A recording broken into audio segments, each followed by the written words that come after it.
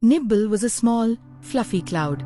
He was the softest cloud in the sky, with a white, puffy body that looked like a cotton candy.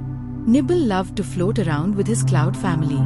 They danced together, shaped themselves into funny animals, and played games all day long. One breezy day, Nibble's family decided to play hide and seek. "Count to 10, Nibble," his brother said, giggling. Nibble closed his eyes and began counting. 1, 2, 3. The wine suddenly picked up. It was strong and playful. Before Nibble could finish counting, a gust swept him away from his family.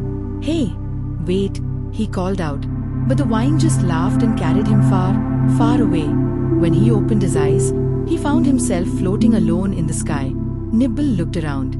Below him were vast forests, sparkling oceans, and tall mountains. He felt scared and small. "How will I find my family?" he wondered. But then he remembered his mother's words, "Even when you feel lost, you can still make a difference." Just then, Nibble spotted a bright flower on the ground. Its petals were drooping, and it looked very thirsty. "Oh no, that flower needs help," he thought. Without a second thought, Nibble floated down and sprinkled a little rain from his fluffy body. The flower perked up.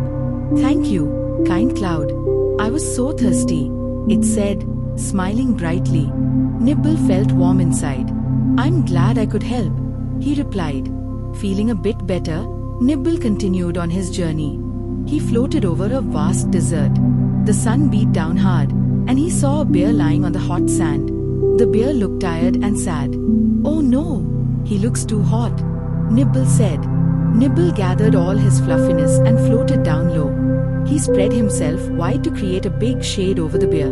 Instantly, the bear sighed with relief. "Thank you, little cloud. I was melting." The bear smiled at Nibble, and Nibble felt happy again.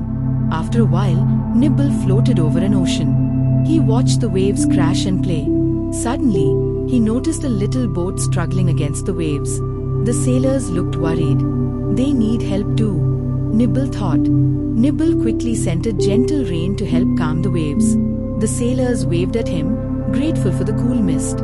"You're a hero, little cloud," they shouted. Nibble felt proud. "Maybe I can't find my family right now, but I can still make a difference," he said to himself. As the sun began to set, Nibble floated higher into the sky. He looked around, hoping to see his family. But all he could see were the colors of the sunset. It was beautiful, yet he felt lonely. Just then, he noticed the moon rising. "Hello, little cloud," the moon said softly. "Why do you look so sad?" "I got lost from my family during a windy day," Nibble replied. "I've been trying to find them." The moon shone brightly. "You've done wonderful things today. You helped a thirsty flower, cooled a hot bear, and calmed the ocean waves.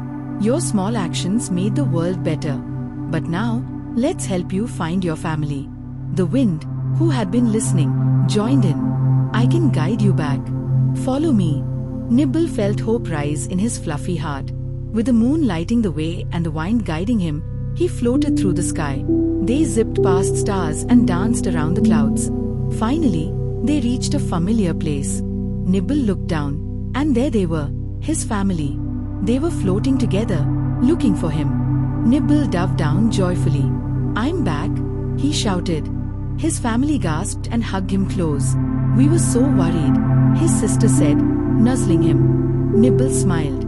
He realized he wasn't just a fluffy cloud. He was a helper, too.